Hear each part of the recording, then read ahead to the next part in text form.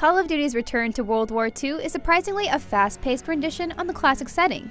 It provides a good campaign, a great new mode in multiplayer, and a creepier, dense version of zombies. However, each part of Call of Duty World War II suffers from inconsistencies and minor flaws that hold it back from being a landmark in the series. Still, it's a solid Call of Duty game, and I've enjoyed the many hours I've already poured into it.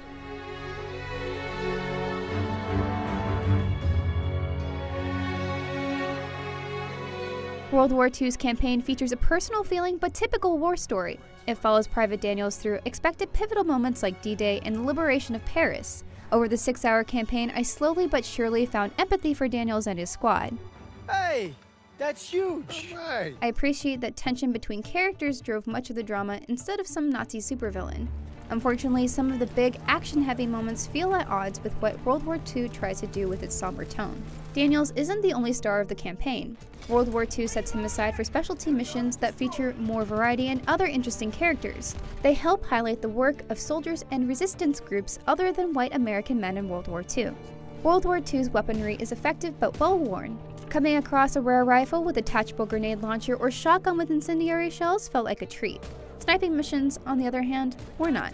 The sniper cover fire tasks you're assigned are often tedious, as are the few stealth missions. Still, it felt good to be a little vulnerable without exosuits and drones. I instead got to rely on my teammates for things like enemy callouts and artillery strikes. Teamwork is a nice substitution for technology. World War II's multiplayer may be set in a time without high-tech superweapons, but you'll still die fast, respawn fast, and kill fast. It's as satisfying a cycle as it's always been, especially when you do less dying and more killing, and the World War II setting does provide for interesting new player classes called divisions and a new standout mode. I'll see you on the beach! In World War II's new multiplayer mode, War, teams take on 3 to 4 usually fun tasks on either an offensive or defensive team. Excluding Operation Neptune, which feels like a far lesser version of the campaign's D-Day mission, it's a great addition, and I hope we see several new maps for it in the future.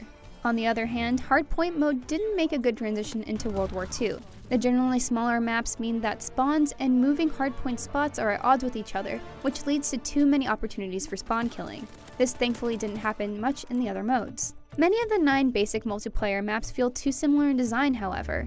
They're small, long, mostly feature 3 lanes, and generally favor automatic rifles and SMGs. My favorite of the maps, Gustav Cannon, is one of the few open and large maps. Point du Hoc and Flak Tower are other maps that specifically make great use of the World War II setting. Headquarters, an in-game hub much like Destiny 2's Tower, is a great new space to test weapons and generally relax between matches. It's refreshing to see people of all races and at least 2 genders hanging out in headquarters thanks to World War II's customization options, and I'm sure it would have helped the younger me feel less like an outlier in multiplayer. Divisions are a whole new leveling system on top of the character and weapon levels, and they've turned out to be a good addition that help further tailor loadouts to your individual playstyle. Every division rank gives you a unique perk in addition to your chosen basic training perk. Orders, contracts, random match bonuses, and earning rank levels can all reward supply drops or loot crates. While supply drop rewards are mostly cosmetic, I did unlock rare weapon skins that have a 10 to 15% soldier rank XP bonus per kill, though they're also unlockable through other means. If my experience is any indication, the supply drop rewards won't impact your game much.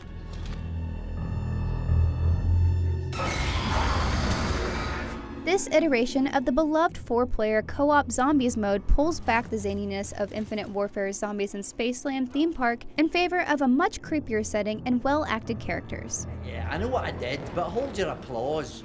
Like previous versions, Nazi Zombies is a dense puzzle that's a ton of fun to crack with friends while fighting zombies. It's a little more tense, but with even more upgrade systems and one-time use consumables, it can be easier than usual to survive Nazi Zombies' grueling waves of undead, as long as you have a team with mics. Frantically jumping and wasting bullets while shooting at objectives is not a good way to communicate.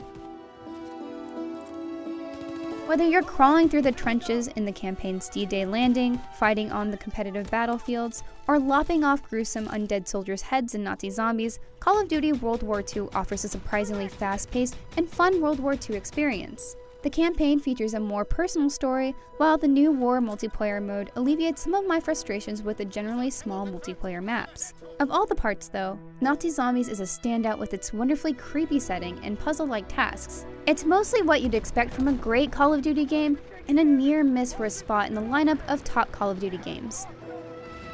For more on Call of Duty World War II, check out our 4 tips to dominate Nazi zombies and our Call of Duty graphics comparison.